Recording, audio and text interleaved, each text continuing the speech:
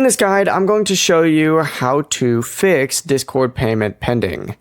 This is Aiden from JustBoz, and before we get into this guide, make sure to like the video and subscribe to the channel with all notifications on. It really does help with the channel and it lets us know that you want more content like this, so we greatly appreciate it. If at any point throughout this guide you did have any questions, just ask them down in the comment section below and we can help you out further. I'm going to be doing my best to reply to every single comment down there. Now, if Discord shows a payment as pending, it usually means that your bank or card provider needs additional verification before the payment can complete.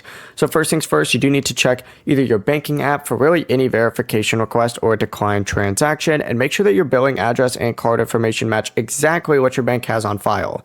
If everything looks correct, contact your bank or payment provider and ask them to approve the Discord transaction. And this is done differently depending on which bank you have, so just do it however way your bank is set up. Just avoid repeatedly trying the same payment over and over, because this can create multiple pending charges, and once they do get approved, they'll all get charged at the same time, and you don't want that.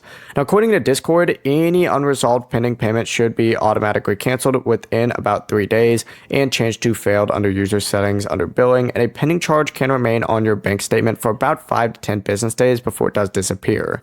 Now, if it is still showing after 10 business days, make sure you contact Discord billing support so that they can review the transaction and remove it. Before you do leave, make sure to like the video and subscribe to the channel with all notifications on. It really does help with the channel and it lets us know that you want more content like this. We'd greatly appreciate it. And if at any point throughout this guide you did have any questions, just ask them down in the comment section below and we can help you out further. I'm going to be doing my best to reply to every single comment down there. Peace.